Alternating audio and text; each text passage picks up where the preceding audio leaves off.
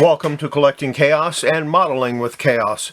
We're going to be filling in some of these seam cracks here, and yeah, I do have a nitrile glove on because I'm using some chemicals today. Now, I wanted to get some regular filler putty, but I wasn't able to get down to where I need to go to get some, so we're going to try using the Superglue and Baking Soda method. I've never actually done this before with a model, so I did a test on the ankle here, and it looks like it's going to work. So let's get started.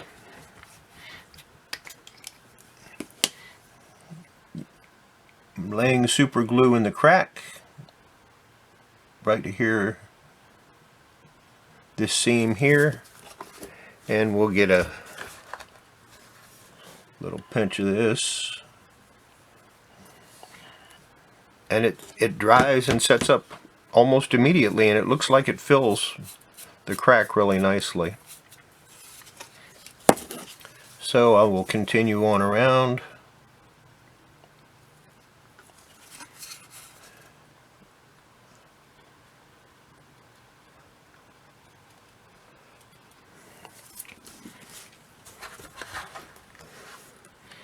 I do have an old treasury size backing board to catch the fall off because I don't want to make a mess everywhere, which I'm probably going to do anyway. It's okay, I have a vacuum. If I have to use that, I will. And now we'll do this other side.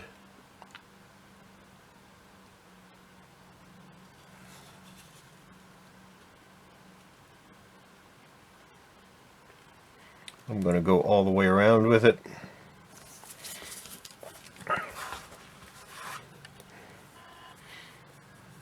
I've also seen videos where you can use this to fix broken plastic, and it makes a really strong weld from what I understand. And I've seen people use it to fix broken pieces on Matchbox cars and all kinds of things. I do watch a lot of restoration videos on things like Matchbox cars.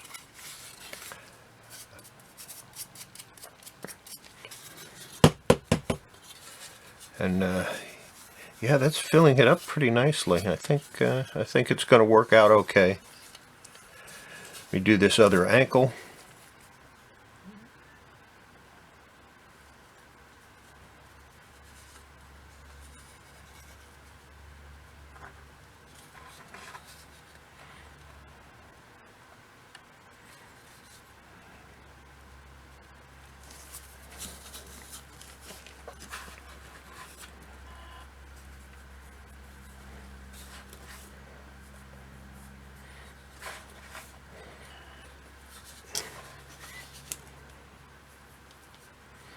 The nice part about this is it interacts with the super glue and cures it immediately. No use of accelerant is required. I do not recommend this method for children. Of course, my videos aren't generally for children anyway, and that's why I got the gloves on.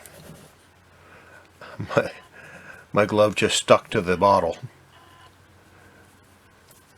Super glue can, although it's used in medicine now, it can give you a nasty skin burn.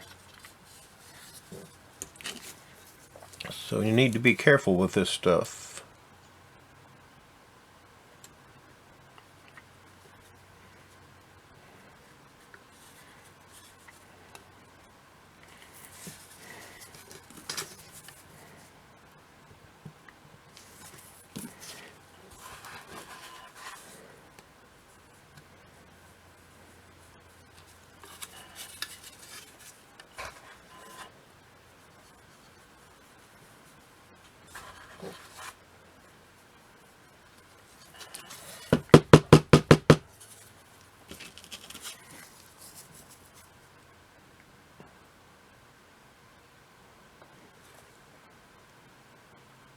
I'm thinking maybe I should have considered getting the gel. Of course, a super glue gel would have filled the cracks by itself and I wouldn't have had to use anything extra, but I've been wanting to try this method for a while now.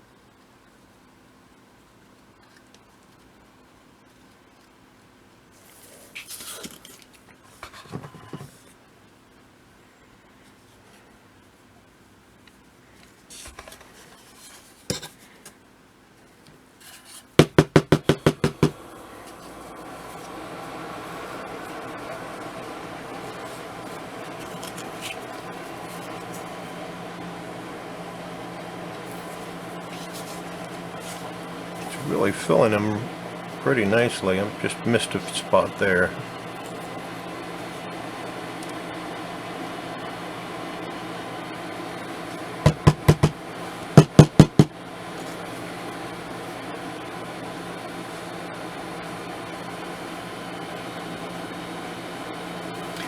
And I think that's done.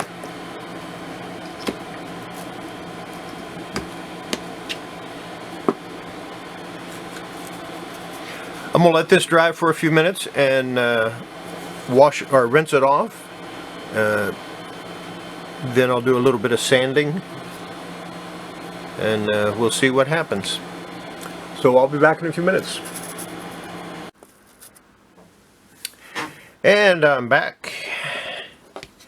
And this actually worked out a lot better than I expected it to.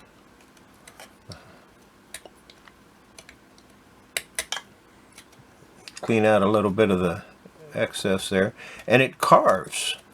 I mean, you can actually carve this stuff once you've done it. It acts almost like any other plastic I've ever dealt with. I might have to put a little more in here. I'll know more once I get it sanded down.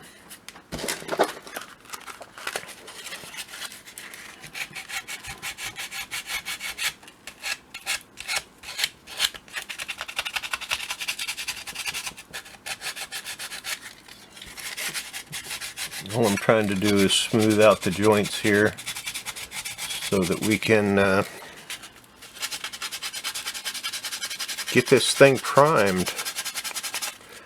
Of course, before I prime it, I'll wash it again in a warm soapy water, just like we did the parts initially. And then it'll air dry for a few hours, or actually probably a few days, because I'm not really in a hurry to finish this.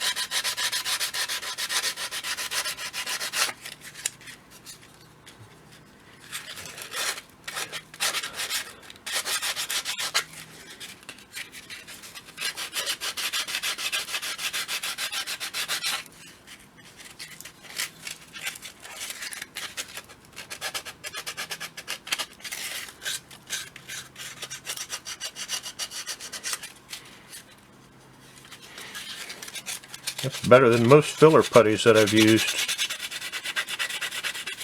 I'm still a fan of filler putty. It can be worked really easily, but this stuff worked really well. I have to do a little carving,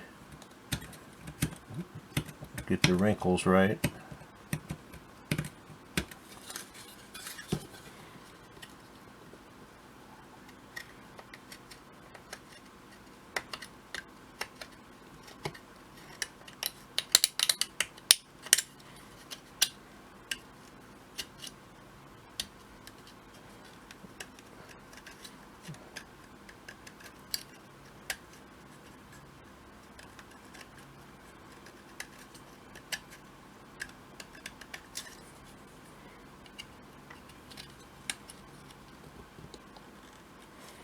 A little thick in areas, that's okay. Said I'm carving it down to get it right. I'm going to continue doing this for a little while. I don't think you want to watch me do this. Basically, what I'm going to be doing is cleaning out the wrinkles here and making sure that they still maintain their integrity all along here. Then I'll clean up in here with the musculature, make sure it follows appropriately. Then I'll do a light then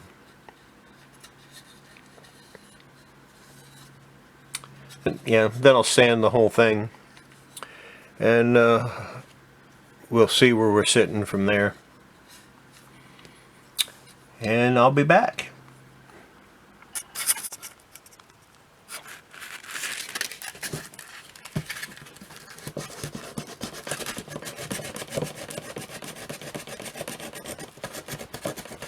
I turned the video camera back on because I'm nearly done with this.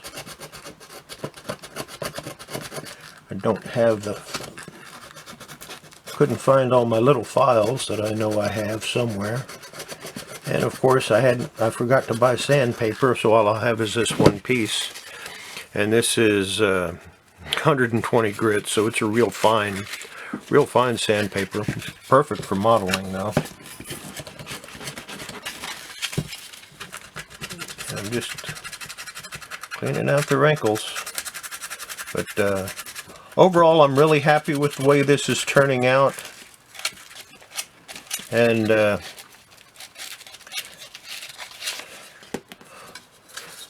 I'm going to go ahead and spray prime it.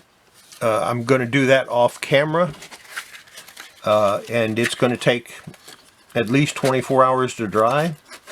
So since I got started late, I wasn't feeling good yesterday, so I didn't do the video yesterday like I should have.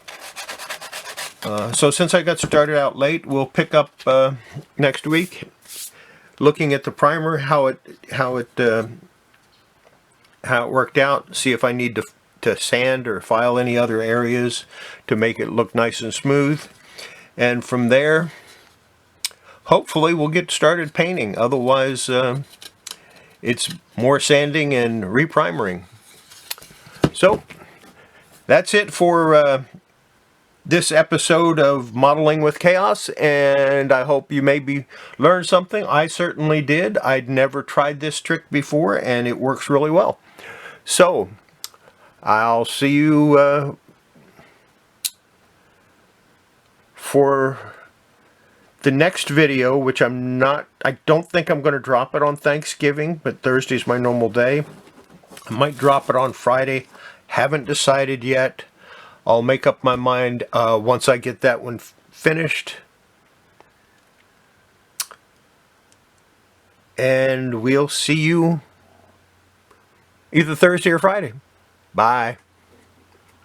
My videos are intended for adults who are interested in reclaiming some of their youth by looking at some of the things I've collected over the last 50 years, and also to give a little information and help to those people that might need it. I've learned a lot over the last 50 years of collecting, and I want to share that with other collectors. And that's the whole reason why I'm making these videos. It's not to make a whole bunch of money. It's not to become famous. I just want to share what I've learned. I want to pass on the things that I had to learn the hard way, maybe make it a little easier for somebody else. That being said, if you enjoy this content, I ask you to share it, like it, subscribe if you're not, and ring that bell